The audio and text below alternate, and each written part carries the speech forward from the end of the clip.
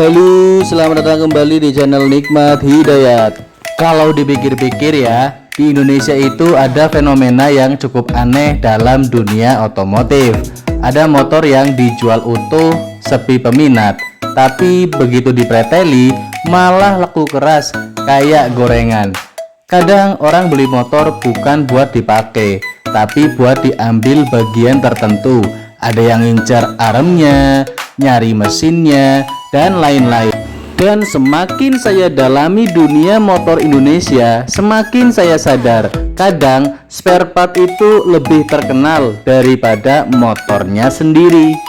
Nah, hari ini kita bakal bahas motor-motor yang partnya paling sering dicari oleh orang. Dan percaya deh, setelah video ini kalian bakal melihat motor di parkiran dengan cara yang berbeda. R15 V2, motor yang sering dikorbankan. Yang pertama ada Yamaha R15 V2 atau versi 2. Motor ini dulu termasuk motor sport yang cukup bergengsi. Anak sekolah pengen punya, anak tongkrongan bangga kalau bisa bawa, dan tetangga langsung nengok kalau suara mesinnya lewat depan rumah. Tapi makin kesini R15 V2 justru terkenal bukan cuma karena motornya, melainkan karena arem banananya. Iya, arem belakang itu.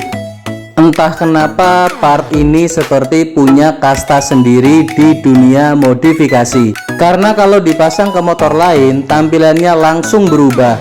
Vixen jadi lebih sporty, Bison jadi lebih modern, bahkan motor custom pun jadi lebih keren. Makanya sekarang banyak orang cari arem R15 V2 bekas. Kadang motornya masih bagus tapi bagian belakangnya sudah diamankan duluan. Belum lagi step depan sama spakbor belakangnya laris juga.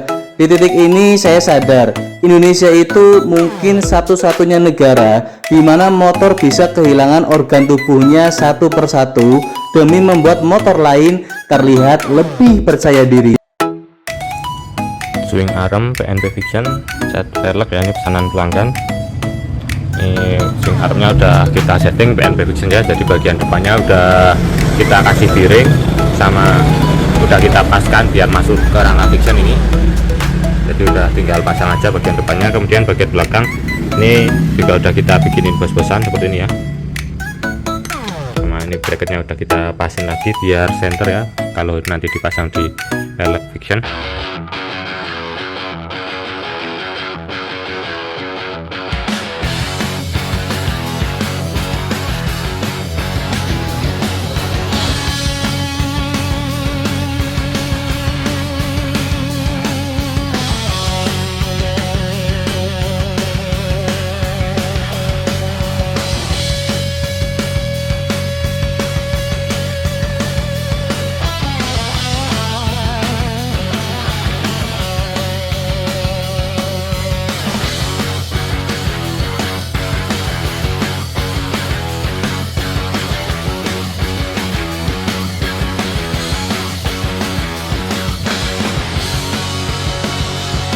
Sekarang kita pindah ke motor sejuta umat, Yamaha NMAX.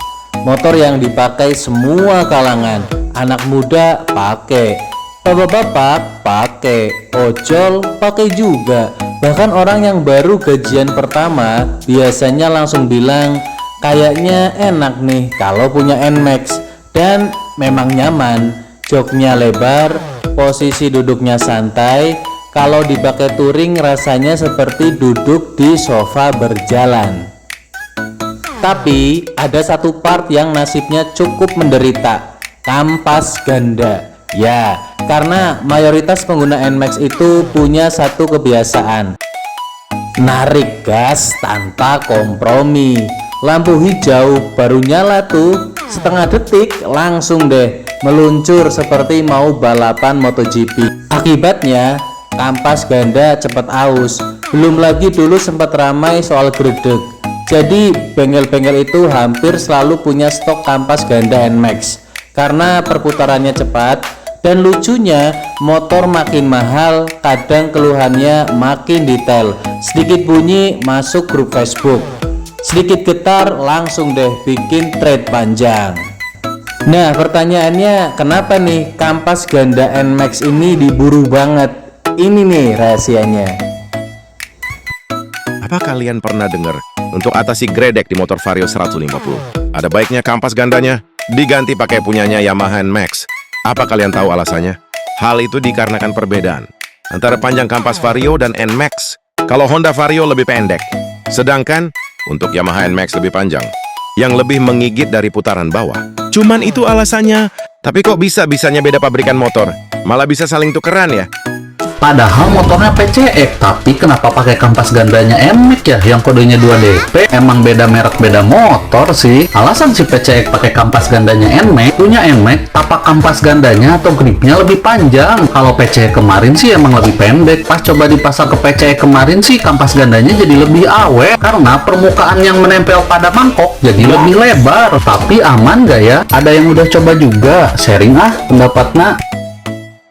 Kalau ngomongin Satria FU, ada satu budaya yang sulit dipisahkan dari motor ini, knalpot, atau lebih tepatnya silencer.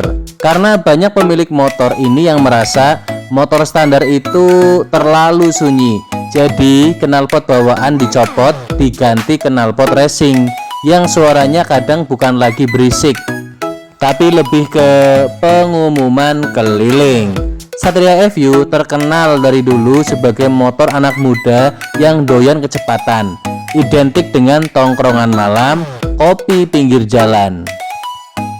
Dan suara knalpot dari Satria FU ini benar-benar khas, jadi dicari oleh banyak motor lain yang ingin sama kayak suaranya FU.